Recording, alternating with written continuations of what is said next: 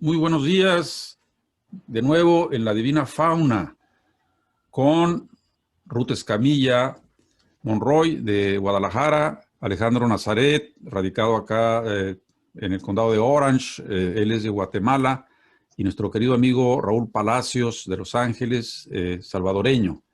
Estamos esperando a Damaris, también de El Salvador, tuvo algún percance seguramente, pero va a llegar, va a llegar. ¿De quién vamos a hablar ahora en este programa? Pues nada más y nada menos que de Federico García Lorca, el príncipe de la luz. Yo tengo una breve introducción, no quiero alargarme mucho porque quisiera pasarle la palabra, como ya nos pusimos de acuerdo con los caballeros, para que Ruth, que ha ido a Granada, que ha investigado sobre Federico García Lorca, pues tome la palabra y use el tiempo que crea necesario para ir ahora sí que descifrando la poesía y la vida de Federico García Lorca. Decía hace un momento, príncipe de la luz, de la vida, y en su muerte ausente de su luna nueva. Murió relativamente joven, aquí decíamos la edad, 30 y tantos años. Y decíamos también, fuera de aquí del programa, que bien puede venir a nuestro segmento de poesía trunca, poesía de poetas jóvenes que mueren en la lucha. Su amigo Neruda, maestro de la vida, vago aprendiz de la muerte. Lorca, el gran metafórico, un surtidor de metáforas. Neruda lo admiraba, entre otras cosas, por eso. Un botón de muestra, una metáfora de Lorca. El mar sonríe a lo lejos, dientes de espuma, labios de cielo. Hermosa la metáfora, la repito. El mar sonríe a lo lejos, dientes de espuma, labios de cielo. Bueno, él perteneció a la generación del 27 en España, una generación que cultivó grandes poetas como Rafael Alberti, Vicente Alexandre, Luis Cernuda, Miguel Hernández, hay que decirlo con voz alta, Manuel Altoaguirre y Jorge Guillén. Por ahí leyendo así a la pronta, a la botabola, estas palabras: el yo es plural, dice García Lorca, el yo es plural. Y leyendo antes a Whitman, en un programa pasado, yo soy la otredad, decía Walt Whitman. El canto a mí mismo, decía, oye, qué narciso, ¿cómo cantarse a sí mismo? No, el canto a mí mismo de Whitman era el canto al amigo, a la naturaleza, que formaba parte de él y él parte de ellos. ¿Qué es un amigo?, le preguntaba un chiquillo al tío de Atahualpa Yupanqui, y el tío contestaba, soy yo mismo, pero en otro pellejo. ¿Acaso no es lo mismo? No. García Lorca, otro parrafón que me encontré por ahí, corto. Jesús Cristo aparece como un agente de una redención inútil, traicionado por su iglesia y ajeno el mundo a su mensaje. Sartre, el hombre es una pasión inútil. ¿Acaso no es semejante lo que acabamos de leer de García Lorca? El hombre, vamos a decir, el ser humano, para que no se nos vaya a sentir la dama, el ser humano es una pasión inútil. Bien, pues, ¿qué ha escrito? ¿Qué no ha escrito? El romancero gitano, versión 1, versión 2, ahí con metáforas que es su llave maestra para abrir la vida y para entrar a la muerte, con abundancia de símbolos. En este primer romancero gitano, la luna, los colores, los caballos, los peces, sentimientos sobre el amor y la muerte en una mítica Andalucía, donde pisamos en la Alhambra, tanto Ruth en su momento y yo también en otro. Ahí estuve también en el Generalife, ¿sí? Bodas de sangre, la vi, pensé que iba a estar en catalán. No, afortunadamente la dijeron allá en Barcelona en español. Bodas de sangre, en el teatro que está ahí en la calle principal. Doña Rosita la soltera, Yerma, escritas con el gran apoyo moral y financiero del entonces ministro de Cultura Fernando de los Ríos. Romance de la Guardia Española, saco un verso nada más de ahí. Tienen, por eso no piensan, de plomo las calaveras. Ese era el ariete que le lanzó a la Guardia Civil Española. Tienen, por eso no piensan, de plomo las calaveras. Y bueno, así le fue. Asemejo esto con Víctor Jara. Usted no es nada, ni chicha ni limoná. Se la pasa hociconeando, caramba, zamba su libertad. Y si sigue hociconeando, le vamos a expropiar las pistolas y la lengua y todito lo demás. No hagas enojar a los pistoleros, luego vemos qué sucede, ¿no? El poeta debía ser, según Lorca, a propósito de Góngora, profesor en los 5 sentidos corporales. Todo esto lo estoy así diciendo a botatabla, porque fíjense qué importante, ¿no? El poeta con sus 5 sentidos debe ser esponja que absorba y retransmita, ¿no? Si mis dedos pudieran deshojar la luna, dice en otro verso, ¿no? La luna es axial en la poesía de García Lorca. El caballo en el bestiario de García Lorca es principal también. El más insistente de los símbolos de Lorca es la luna, que Lorca hereda del romanticismo y explora y renueva hasta las últimas consecuencias. Nicolás Guillén decía de la luna otra cosa: astro cornudo, desprestigiado y feo.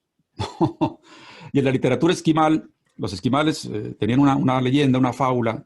La luna es una mujer, pero es una mujer lúbrica.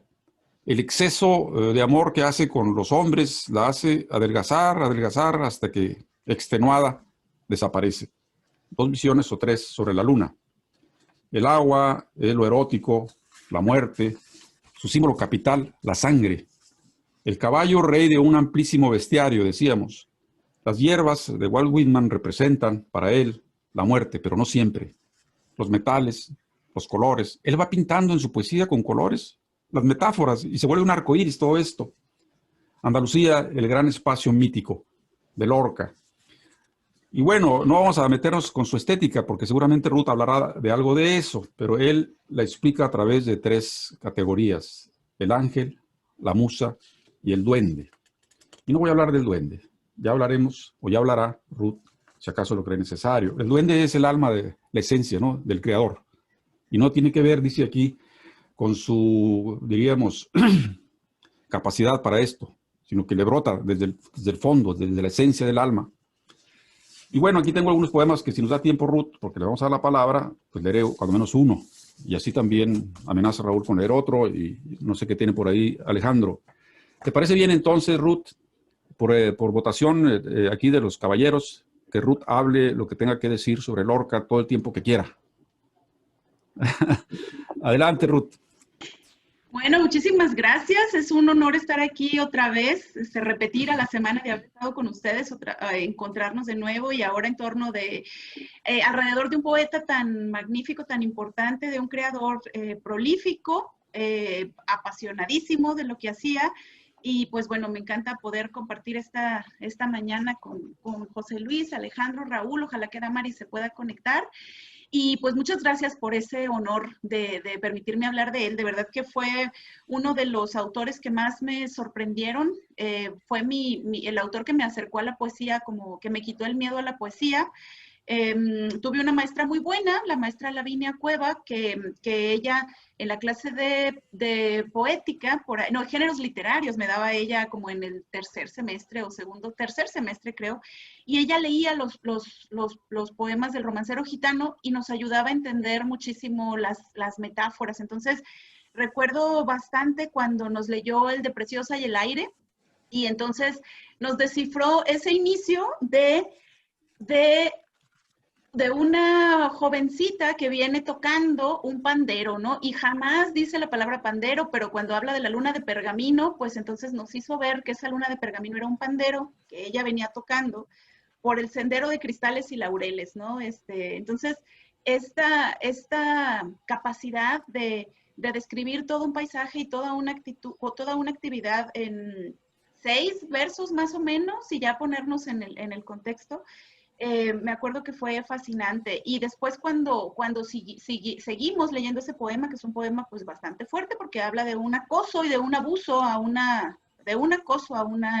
niña, a una jovencita, por el viento, a mí me sorprendió muchísimo la personificación que hizo del viento. Este viento lujurioso, este viento que está persiguiendo a esta preciosa, esta gitana, y que está furioso y que como no logra alcanzarla, pues se queda mordiendo las tejas de la casa donde la resguardan. Y la resguardan y tampoco sabemos si cae ella en buenas manos, porque cae en manos de carabineros en la montaña, entonces pues no sabemos si realmente la van a proteger o no, pero creo que fue un poema que pues a mí como que me hizo darme cuenta de la expresividad de la poesía. Y otro también que trabajábamos ahí con la maestra era el de La casada infiel, que es tan famoso y que forma parte de tantas antologías de poesía, y que pues ya a lo mejor yo lo había escuchado, y pues sí, hablaba de esta relación de una mujer que no le dice a un hombre, ¿no? Que nunca le dijo que era soltera cuando la llevaba al río. Digo, perdón, le dijo que era soltera cuando la llevaba al río, pero estaba casada, entonces pues es un engaño de ella hacia él. Y en ese poema a mí también me fascinó pues todo el uso que él hace, como mencionaba hace rato José Luis, acerca de los 5 sentidos, ¿no? En ese poema podemos escuchar los ladridos de los perros en la lejanía, podemos escuchar los grillos, podemos escuchar el sonido del viento que está batiendo las hojas de los lirios, podemos escuchar las uñas del gitano cuando está quitándole el vestido a Preciosa, a la casada infiel. Y esa imagen de esas, y hasta podemos escuchar el sonido de la tela, ¿no? El sonido de la tela del vestido de ella. Y podemos ver también muchas imágenes, ¿no? Estas alusiones que hay del cuerpo de ella, del color nacarado de su piel, de los peces, esta metáfora de los peces, los músculos. que son los muslos. ¿Cómo? Los músculos, ¿no? O sea. Sí, los muslos de ella como peces que se trataban de escapar, ¿no? Entonces, y bueno, pues está el tacto, está el olfato, está el gusto, están todos los sentidos en esa historia que nos cuenta y que nos habla pues de ese corazón roto, ¿no? De este hombre que le hizo el regalo y todo, ¿no? Como para el cortejo, y pues que fue engañado por ella. Entonces, bueno, me encantó, y aparte que, sí, perdón, ya me emocioné, pero alguien quería hablar. No, dale.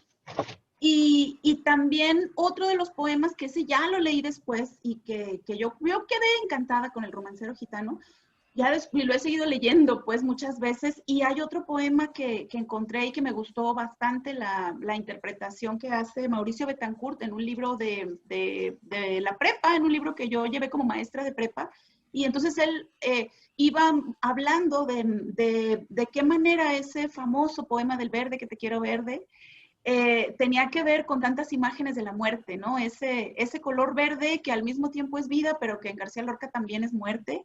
El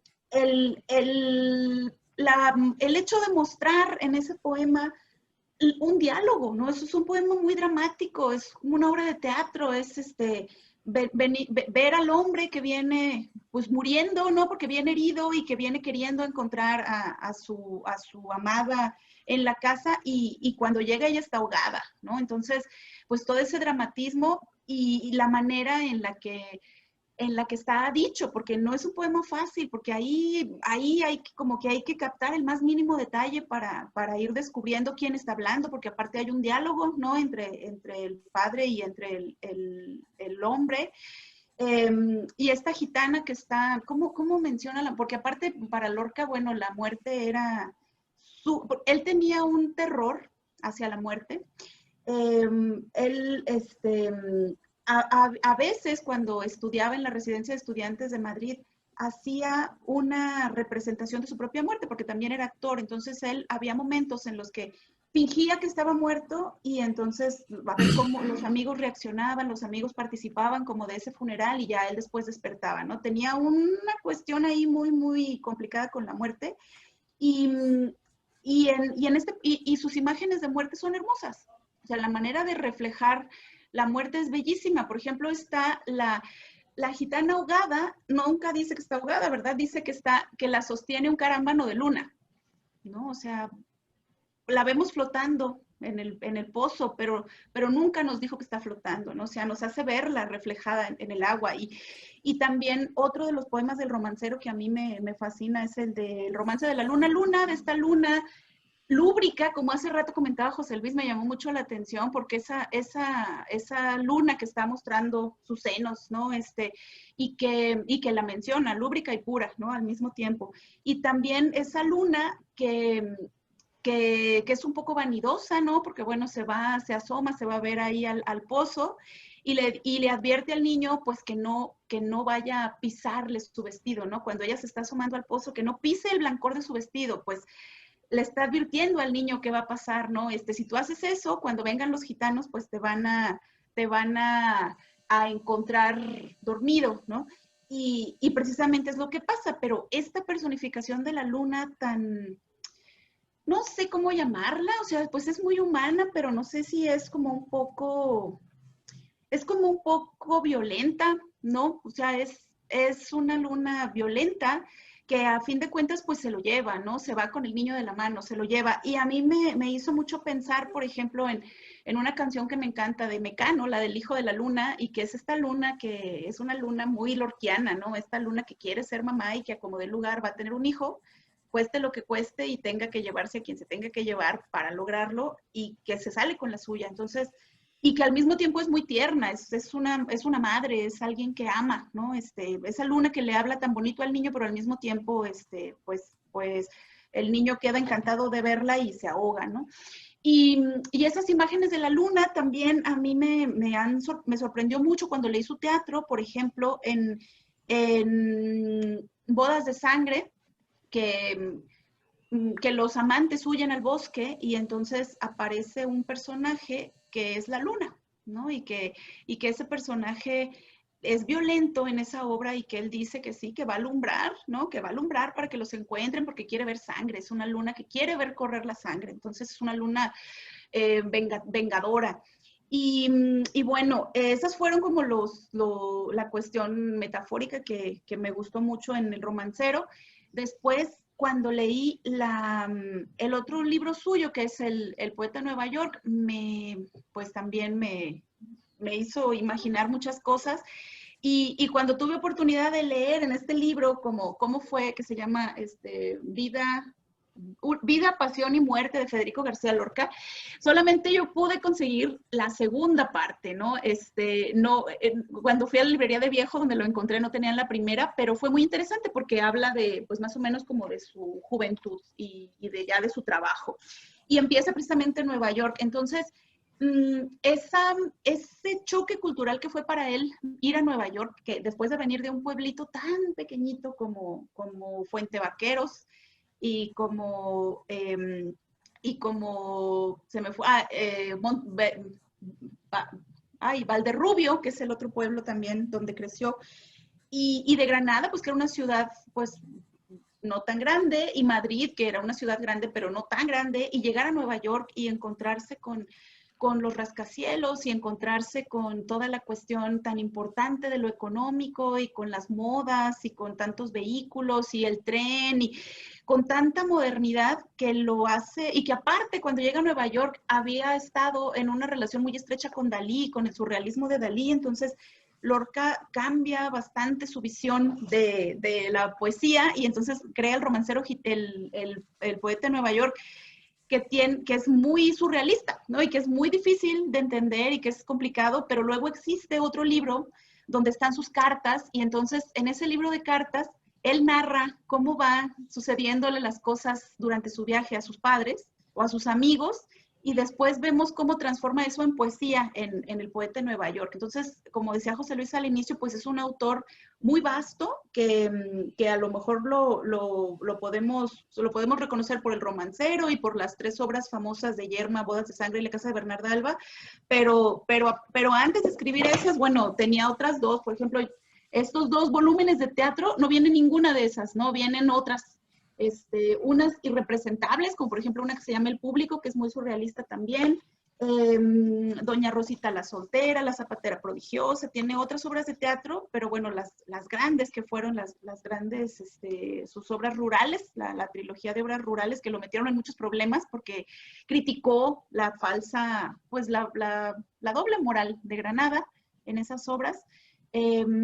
Aparte de eso, pues también tiene sus cartas, ¿no? Todos sus libros de cartas, que bueno, esos ya no tenían intenciones literarias, pero pues los podemos leer también.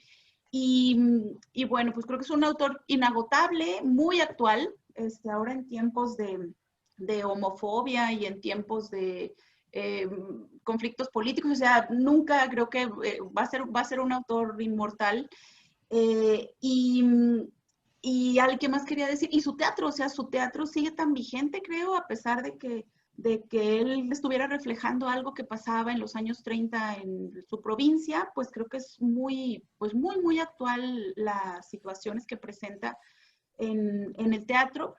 Y por ejemplo, bueno, ya después les compartiré, pero sé que el próximo, no sé exactamente cuándo, porque ya se iba a estrenar en julio, pero estaban preparando una representación de Bodas de Sangre aquí no, de la casa, no, sí, de Bodas de Sangre aquí en Guadalajara, y de la Casa de Bernarda Alba en teatro, y lo van a transmitir a través de redes, de salas virtuales de teatro. Entonces, pues ya luego les comentaré cuando me entere bien de cómo funciona. Y bueno, pues yo agradezco mucho. Yo podría seguir hablando de él incansablemente porque me fascina, porque leería muchas cosas, pero bueno, no quiero abusar del tiempo. Y bueno, más les quería comentar de otro libro, que es también del mismo Ian Gibson, que es su biógrafo, creo, quizás el más, el que se ha dedicado más a él, que es irlandés, este señor. Y este libro habla de esa relación Lorca-Dalí y de cómo influyó uno en el otro, y de cómo hizo recomendaciones, hizo críticas de la obra uno del otro, y de cómo había pues una cuestión amorosa y una cuestión también pues de rechazo por parte de Dalí, ¿no? Lorca sí aceptaba su homosexualidad, Dalí no. Entonces, pues ahí había una gran dificultad en esa relación, y que terminó muy mal, ¿no? Terminó muy mal con las alusiones que luego hizo Lorca, que hizo Dalí hacia Lorca en la película del Perro Andaluz, porque pues Buñuel tenía como una situación de mucho machismo, y entonces luego usan las imágenes o textos o alusiones a Lorca en esa película. Y bueno, según este libro, pues Dalí muere nombrando a Lorca, ¿no? Y muy, pues como muy triste, muy arrepentido, muy dolido, ¿no? De que hubieran terminado tan mal en una relación que había sido tan bonita en la residencia de estudiantes.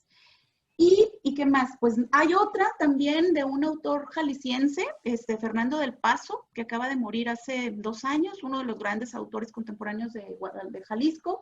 Y él escribió La muerte se va a Granada, que es una obra de teatro donde habla de la muerte de Lorca y usa mucho del estilo poético del teatro de Federico García Lorca. Entonces, ese libro ahorita al ratito se los muestro porque lo dejé en el librero, pero también pues creo que es otra manera de hacerle un homenaje a este autor que pues que dio tanto, ¿no? Que dio tanto y que ha sido maestro de tantos poetas y uno de los grandes, uno de los que, bueno, toda la generación del 27, ¿no? Que empezaron con esa idea de que la poesía era algo estético y que era el arte por el arte y que no tenía que hablar de las cosas sociales y a partir de, pues de estos, pues de darse cuenta, ¿no? De la realidad, Lorca viajó a los pueblos, a los pueblitos pequeñitos de España y él se dio cuenta de que había pues todos los conflictos, toda la ignorancia en la que vivía la gente, etcétera. Y cuando empiezan estos conflictos, que bueno, él muere en el año que se desata la guerra, en el 36 lo matan, pero fue de los que dijo que había que meterse al lodo y ensuciarse las manos para rescatar las azucenas del lodo, ¿no? Entonces la poesía ya no podía seguir siendo algo nada más artístico, tenía que comprometerse y pues como lo hicieron los autores de la generación del 27. Y bueno, pues con eso termino. Muchas gracias. Bien, pero aquí vas a estar, vas a poder seguir hablando a la hora que Sí, sí. participen los compañeros. Yo quiero apuntar dos cosas. Tú dijiste, Lorca asume su homosexualidad, pero Dalí no. Entonces, ¿Dalí también era homosexual? Pregunto. Según lo que este libro cuenta, sí, pero como no hace, pero reprimido, pues, según lo que cuenta Ian Gibson en la biografía. No es Ya. biografía, más bien es el libro que habla de la relación que ellos establecen. Entonces, en las cartas, en los testimonios y demás, hay como una evidencia de ese amor, de esa atracción de Dalí hacia Lorca, pero no la aceptó nunca. Uh-huh. Bien, pues Neruda fue recibido por Lorca bajando del tren. Lorca tenía un ramo de flores para él. Ay, qué... Y obviamente Neruda no se escandalizaba por eso. El amor no, el amor es universal. Tú hablabas de la generación del 27. Miguel Hernández, Alberti, Lorca. Ellos escribieron poemas políticos y sociales, sobre todo los dos primeros, ¿no? O sea, tal vez los otros sí eran puristas, pero ellos, bueno. En fin, llegó Neruda y echó a perder el asunto, seguramente, ¿no? Ahí a Madrid, contagiándolos con el espíritu belicoso. Aunque fíjate una cosa, y lo digo rápido, Neruda salió de España después de la Guerra Civil como un comunista ferviente, porque vio cómo mataron a sus amigos y al pueblo de España, ¿no? Y por último, Walt Whitman, bueno, también amaba a los hombres y a las mujeres al mismo tiempo, pero me salió la palabra de Whitman. Lo que quería decir es Hemingway. Hemingway, tú que hablabas ahora del terror a la muerte de Lorca, Hemingway decía, porque además Lorca era el hombre más feliz del mundo, Hemingway decía, ¿quién puede ser feliz sabiendo que se va a morir? No, yo avalo esa frase, ¿no? Yo avalo esa frase. Bien, pues entonces, a ver, ¿quién levanta la mano? Y dijo yo, Alejandro, Raúl, para opinar. La maestra, la doctora, nos acaba de dar toda una cátedra sobre este personaje No soy que todos doctora queremos. todavía, no. Todavía no es doctora. Bueno, pues ya es doctora en conocimiento. Falta que le den el título nada más. Exacto. Bien, bien. Pues, Maestra. Ya con decirle maestra con M mayúscula ya creo que rebasamos todos los límites. ¿Quieres decir algo, hermano Alejandro? Ya con eso sí,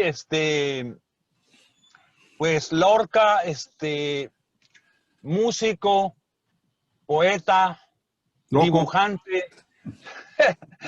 Ok, músico, poeta, dibujante, dramaturgo, hijo de una familia acomodada, que se matriculó en la Escuela de Filosofía y Letras solo para complacer al padre que quería algún título porque él quería estudiar música, pero le dijeron, no, tienes que estudiar algo, ¿no?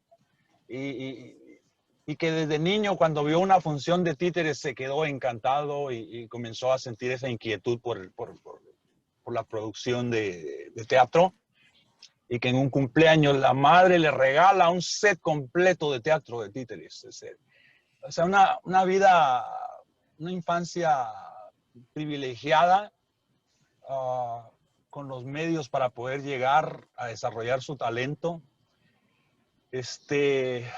Manejaba la dicotomía esencial de los términos existenciales de la vida y de la muerte, como bien apuntó Ruth.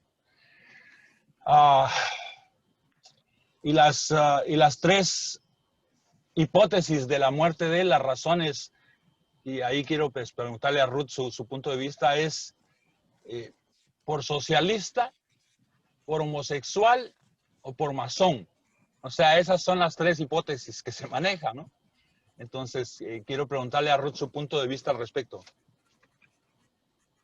Uy, bueno, pues es sí bastante complejo, ¿no? La respuesta a la pregunta, pero sí es cierto que la homosexualidad era algo muy penado en una sociedad tan represiva como la de Granada, que fue donde él vivió, donde vivía.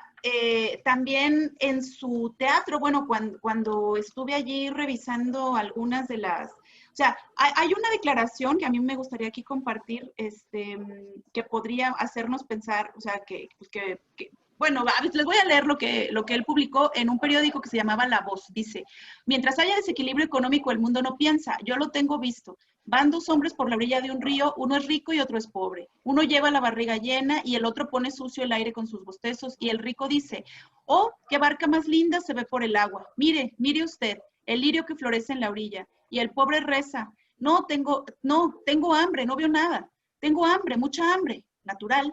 El día en que el hambre desaparezca va a producirse en el mundo la explosión espiritual más grande que jamás conoció la humanidad. Nunca jamás se podrán figurar los hombres la alegría que estalla el día de la gran revolución, ¿verdad? Que te estoy hablando en socialista puro. Entonces, este es parte de un texto que él publica en el periódico La Voz y entonces, bueno, pues, y como hay otros, ¿no? Entonces, pues, a lo mejor sí, esa necesidad suya de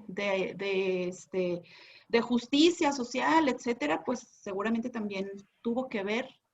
Y por ahí hablaban también que en sus obras él exhibió mucho, en las obras de teatro, sobre todo en la casa de Bernarda Alba, exhibió a la gente real. O sea, la casa de Bernarda Alba existe ahí en el pueblo de Valderrubio y entonces fue muy escandaloso mostrar lo que pasaba dentro de las casas, mostrar, pues era un autor político, era político, su teatro era político, entonces, pues no sé, yo creo que es una mezcla de factores.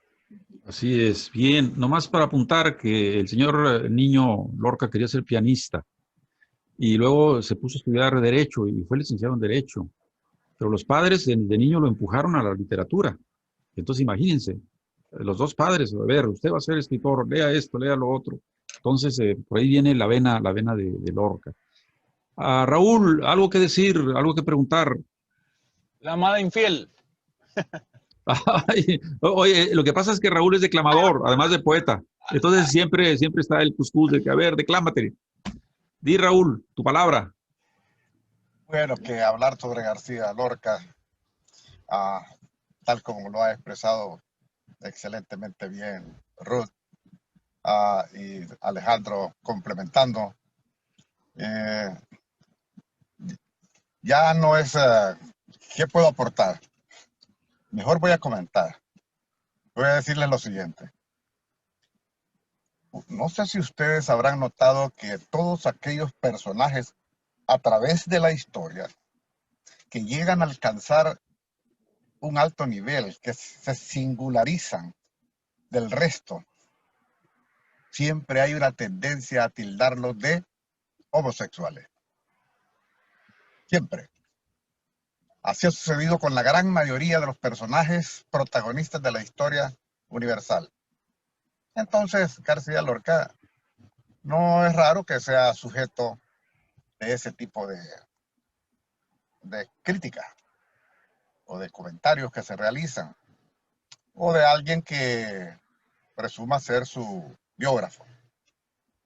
Lo cierto es que dentro de cada uno de ustedes y yo, ¿qué sabe nadie?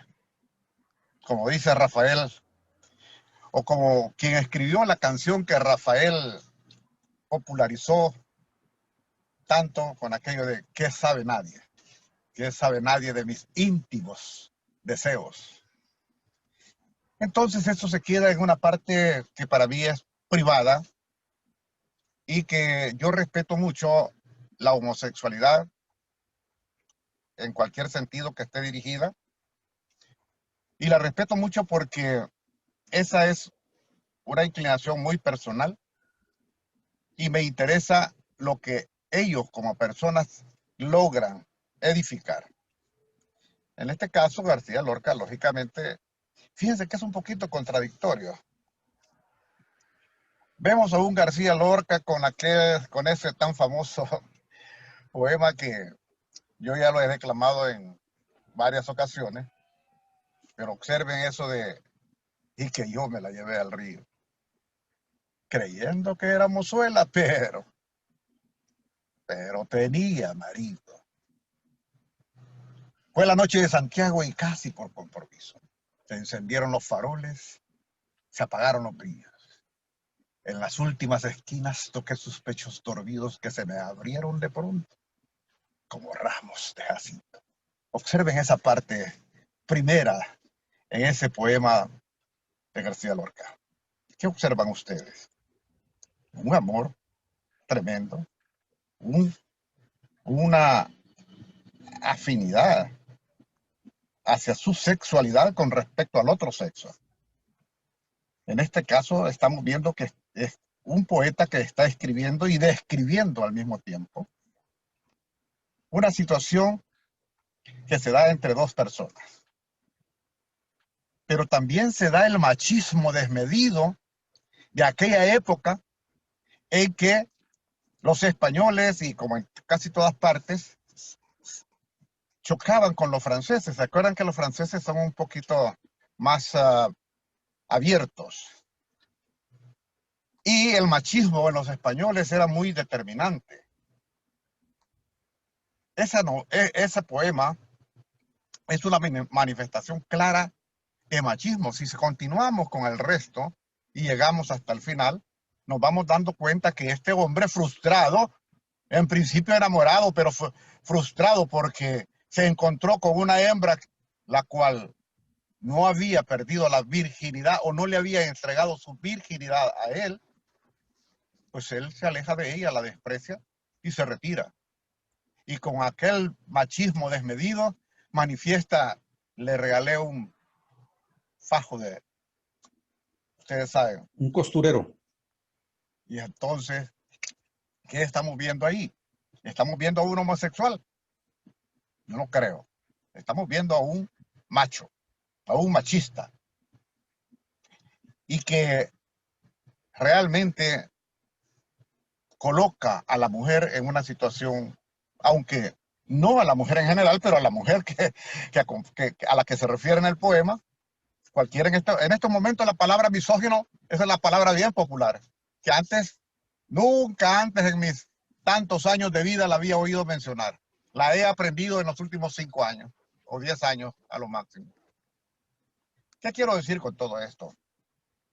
Quiero decir de que nosotros estamos ante un poeta, un escritor que murió muy joven, tal como lo manifestó Ruth. 38 años, no llegar ni a los 40 años, es algo en el cual los que se dedican a la literatura, aquellos poetas, escritores en diferentes ramas de la literatura, apenas empiezan a desarrollarse. Y su desarrollo entre los 30 y los 50 años es donde alcanzan el máximo nivel. Y a veces eso sobrepasa. Llegan a la etapa de la ancianidad escribiendo maravillosamente bien. Dentro del romanticismo, García Lorca tiene su lugar bien ganado, bien merecido. Ahora, en la etapa en que a ustedes y a mí nos ha tocado vivir, resulta mucho más difícil, aunque parezca increíble, mucho más difícil, a pesar de que usamos este sistema como estamos ahorita usando, comunicándonos 4 personas, resulta mucho más difícil destacar la poesía de alguien. Ahora abundamos millones y millones de poetas y publicamos en las diferentes redes sociales nuestra poesía. Por lo tanto, es mucho más difícil ganarse un lugar. En aquel tiempo solo se hacía uso de la imprenta y en aquella época solamente se llegaba a través de la prensa escrita. Y entonces no era tan fácil, pero si tú estabas cerca de un editor de prensa, podías publicar tus poemas. Y eso sucedió con Rubén Darío. Eso sucedió con José María Vargas Vila. Eso sucedió con el autor de 20 poemas de amor y una canción desesperada, amigo de García Lorca. Bueno, amigo de García Lorca. Dicen, dependiendo del criterio de cada quien y cómo a cada uno le guste, para algunos, 20 poemas de amor y una canción desesperada es la obra maestra de la literatura en América Latina. Para otros, Rubén Darío es lo máximo. Para otros, tantos, cada quien en su lugar, también se identifican con sus propios poetas. En México, muchos tienden a manifestar a Amado Nervo como el poeta del modernismo romántico. Y recuerdo que yo, cuando gané mi primer concurso de declamación, apenas tenía como unos 12 años, no, menos. Me regalaron un libro, el director del Instituto Nacional en que yo estudiaba me regaló un libro y así se llamaba, Amado Nervo, sencillamente, Amado Nervo. Es cuando empecé, ni conocía ni sabía, empecé a conocer a Amado Nervo. A los Raúl. pocos días en un concurso de declamación fui y declamé justamente La casada infiel. Raúl. Así que estoy identificado con García Lorca. Ahorita termino, José Luis. Estoy plenamente identificado con García Lorca. Igual que ustedes, en la medida en que vayamos en las próximas invitaciones y estamos presentes, vamos a tener a otro sujeto. Y a lo mejor es eso lo que nos identifica, porque como amamos la poesía, no nos es extraño cuando nos hablan de X autor o personaje. Raúl, Neruda sería el primero en estar en desacuerdo con que su obra maestra son los 20 poemas de amor y la canción desesperada. Lo dijo públicamente, ¿no? Hay otro libro, Residencia en la Tierra. Ahí, por ahí anda la obra maestra de Neruda. Lo dijo él, eso que tú estás diciendo. Sí, sí. Lo que dijeron de él o lo que han dicho de él. Bueno, la gente se va por lo más, diríamos, no fácil, sino por lo más emotivo. Y los 20 poemas pues, los escribió Neruda en una barca soterrada a un lado de la playa y no fue una mujer a la que se lo dedica. Hubo ahí 20 mujeres seguramente para poder escribir ese libro. Bien, bueno, pues 10 minutos tenemos. Aquí levanta el dedo Alejandro. Ahorita te doy la palabra, Alejandro. Nos quedan 10 minutos. Ya vamos a empezar a terminar. Quiero decirles, antes de seguir adelante, que tenemos un poeta vivo ahora. A ver, Raúl se desapareció.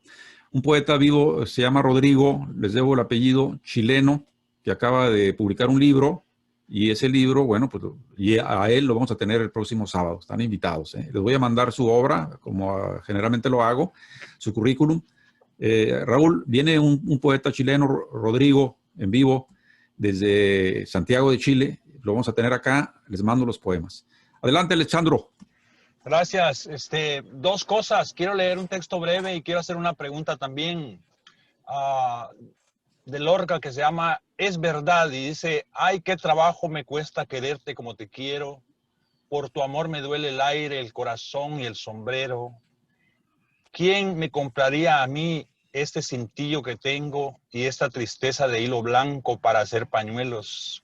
Ay, qué trabajo me cuesta quererte como te quiero. Del libro de poemas en 1921. Y la pregunta interesante que se me hace, el análisis psicológico y sociológico que acaba de hacer nuestro amigo Palacio sobre el poema, del machismo y del contenido, de que si el hombre tiene más de una mujer es un macho y si la mujer tiene más de uno es otra cosa. Quiero preguntarle a Ruth su punto de vista al respecto. Sí, yo creo que sí, y creo que Federico García Lorca lo sabía también, porque en sus obras de teatro, por ejemplo, tiene mujeres muy fuertes que critican precisamente eso, ¿no? Esa facilidad que los hombres tienen de hacer lo que quieran y esa necesidad de las mujeres estar en su casa y rebelarse ante ese machismo. Entonces sí, es algo que yo admiro mucho de su obra, esa capacidad de observar las protestas femeninas y plasmarlas tan claramente, sobre todo en las tres, en Yerma, en la casa de Bernarda Alba, sobre todo en la casa de Bernarda Alba y en Bodas de Sangre. Bien. Yo también quiero leer un poema corto, porque ya se nos acabó el tiempo, del libro Paloma Adentro, que escribe Neruda y que García Lorca hace dibujos sobre esto. Y se llama Solo la muerte. Hay cementerios solos, tumbas llenas de huesos sin sonido, el corazón pasando un túnel oscuro, oscuro, oscuro. Como un naufragio hacia adentro nos morimos. Como ahogarnos en el corazón, como irnos cayendo desde la piel al alma.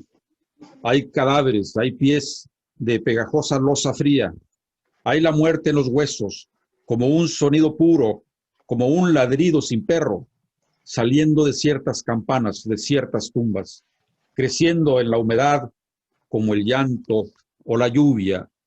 Yo veo solo, a veces, ataúdes a vela, zarpar con difuntos pálidos, con mujeres de trenzas muertas, con panaderos blancos como ángeles, con niñas pensativas casadas con notarios, ataúdes subiendo el río vertical de los muertos, el río morado, hacia arriba, con las velas hinchadas por el sonido de la muerte, hinchadas por el sonido silencioso de la muerte.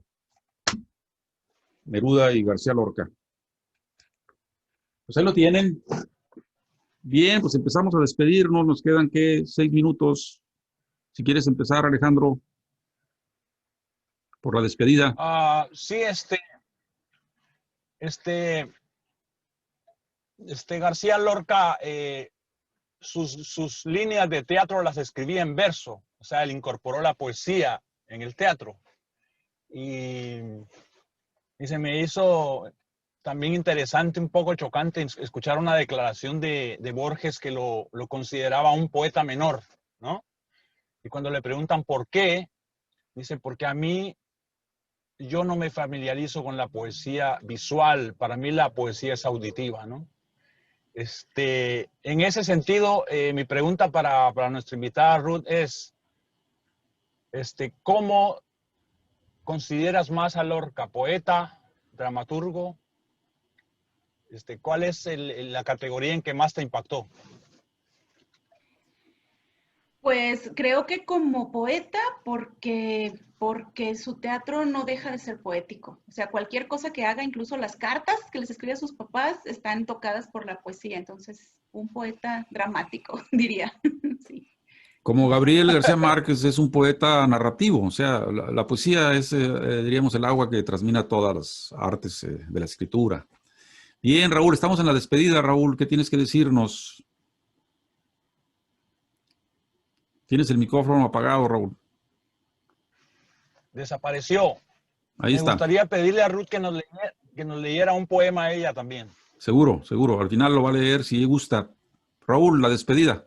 Solamente quiero decirles que para mí siempre será un placer acompañarlos en este tipo de programa. Yo agradezco mucho que José Luis siempre tenga esa deferencia para mi persona, así como la tiene para ustedes. Compartir por segunda ocasión con Ruth es maravilloso. Alejandro, pues ya nos estamos familiarizando en la medida que hemos venido compartiendo un poco de más tiempo. Y en esa medida en que nos hacemos presentes, aprendemos. Y nada mejor que seguir aprendiendo de aquellos que saben. Así que un placer compartir con ustedes y nos seguimos viendo. Bien, hay una solicitud de última hora de Alejandro Ruth, que quiere que leas un poema. Adelante, si es que estás dispuesta a eso. Gracias. Hay un poema que escribí, pero es muy largo, que es que habla de García Lorca. No importa, léelo, por favor. Voy a leer un pedacito, son como los dos primeros fragmentos. Bueno. Tenemos el tiempo para ti. Y muchas gracias. El comienzo, voy a leer el comienzo, se llama Elegía Perpetua. Embrujo de las rocas, nubes y cuchillos, agua profunda, balsas perdidas en un ojo de la luna, Satie, Wagner, Roca de sal blanda que no resiste tu avance, muro blanco, una máscara, distancia y rumor de cristales. Cuerpo que se rompe, moscas, tu nuca, detrás mi sombra, detrás siempre, incapaz de verte a los ojos. Este es el comienzo, digo, es muy largo y bueno, después se los comparto completo. Está así como por fragmentos y tiene mucho que ver con la historia de Lorca y de Dalí. Y a mí me gustaría cerrar comentándoles algo sobre el lugar donde lo mataron. Pues no sabemos dónde están sus restos, ¿verdad? Pero el lugar donde lo mataron tiene un nombre árabe y se llama Ainadamar y significa fuente de las lágrimas. Entonces, hay un poema del siglo XIV de un árabe que describe ese lugar y que creo que tiene mucho que ver con la persona, con las personas que están ahí y entre ellas, pues, García Lorca. Este poeta árabe dijo, en el año 1372, es mi alejamiento de Ainadamar que me detiene el pulso de la sangre, lo que hace brotar un chorro de lágrimas del fondo de mis ojos. Sus aguas gimen con la tristeza de aquel que, esclavo del amor, ha perdido su corazón. A su orilla entonan los pájaros melodías comparables a la del mismo Mosulí, recordándome el remoto pasado en el que entré en mi juventud. Entonces, bueno, este poema me hace pensar mucho en Lorca, ¿no? Aquel que, esclavo del amor, ha perdido su corazón y que pues está en algún lugar de ahí Ainadamar, que no sabemos dónde, junto con tantas otras personas que murieron en ese sitio. Sembraron a Lorca ahí y crecen flores en todo el mundo, en todo el universo de su poesía. Sí. Bien. Gracias, Ruth. Complacido, Alejandro. Raúl, les vuelvo a invitar. Próximo sábado, misma hora, tenemos a Rodrigo, poeta vivo de Santiago, chileno. Su esposa es una gran promotoraza de la poesía, es doctora en letras. Y ellos fundaron un grupo en Valparaíso que se llama La Casa Azul. Yo voy cada año a Valparaíso, mis señores de allá, y entonces allá los veo. Y vamos a tenerlo aquí. Ojalá puedas acompañarnos, Ruth, y gracias. Vamos a invitar a más gente. Ahora sí nos vemos. Gracias por estar con nosotros en la poesía. Muchas gracias. Hasta pero muy pronto. Gracias. Thank you very much. Gracias a todos. Gracias, Ruth. Gracias.